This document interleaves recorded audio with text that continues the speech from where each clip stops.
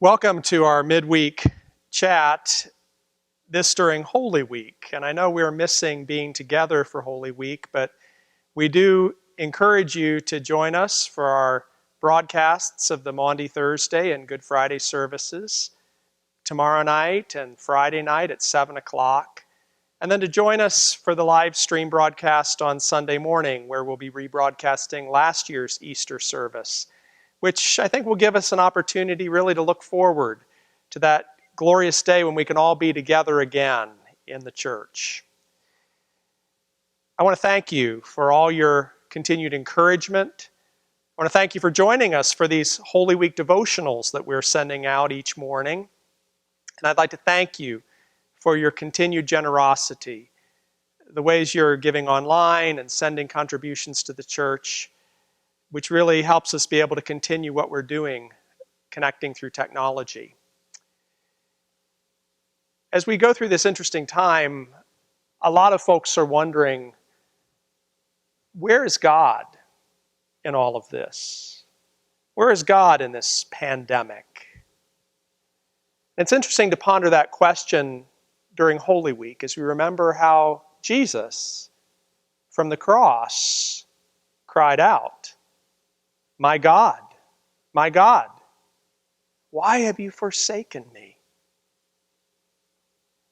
It's natural to wonder where God is, but I want us to see, as we reflect on what Jesus said from the cross, that Jesus' cry was not necessarily a cry of abandonment. Yes, from a theological perspective, there was that awful moment when God in His holiness could not behold all of the sin that Jesus bore on His body on the cross. But I really think we can see Jesus' cry from the cross as a message for us, even during this time of the coronavirus. When Jesus says, my God, why have you forsaken me?"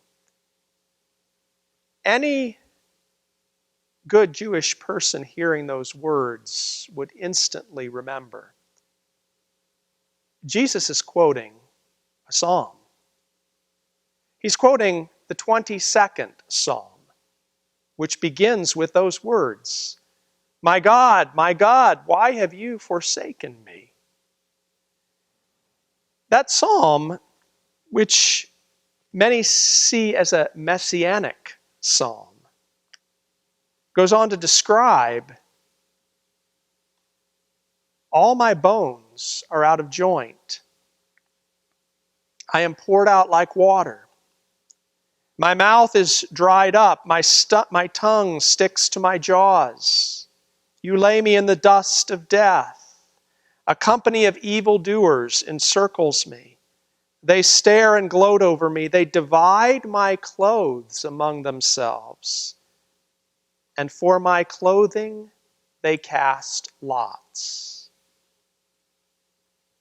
As Jesus was quoting Psalm 22, remember, there were Roman soldiers at the foot of His cross casting lots for His clothing. So when Jesus says these words from the cross, it may not be so much a cry of hopelessness as a cry of victory, announcing to everyone that He is the fulfillment of this scripture, announcing to everyone that He is the Messiah. And of course, those who know Psalm 22 know that the bleakness at the beginning of this psalm gives way to great confidence at the end of the psalm. All the ends of the earth shall remember and turn to the Lord, and all the families of the nation shall worship before Him. For dominion belongs to the Lord, and He rules over the nations. I shall live for Him. Posterity will serve Him. Future generations will be told about the Lord and proclaim His deliverance to a people yet unborn, saying that God has done it. So friends, even as many in our world may be asking, where is God in all of this? We know God is at work in all of this. And we know that God will bring us through this with hope. For that psalm that begins with the words, my God, why have you forsaken me?" ends with the confidence, "I shall live for him and proclaim his deliverance." And also remember, in Jesus' day, the Psalms in the Hebrew Scriptures were in the order that we have them today. And what follows Psalm 22? Psalm 23. And so maybe instead of saying so much, "God, why have you forsaken us?" we can find peace during these troubled times by saying, "The Lord is my shepherd. I shall not want. He maketh me to lie down in green pastures. He leadeth me beside the still waters. He restoreth my soul. He leadeth me in paths of righteousness for his name's sake. Yea, though I walk through the valley of the shadow of death, I will fear no evil, for thou art with me. Thy rod and thy staff, they comfort me. Thou preparest a table before me in the presence of mine enemies.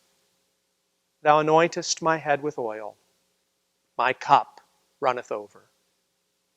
Surely goodness and mercy shall follow me, shall follow you, shall follow us all the days of our life. And we will dwell in the house of the Lord forever. May God continue to bless you this Holy Week. May God touch your hearts deeply as we continue to journey through this week towards the celebration of resurrection on Easter Day.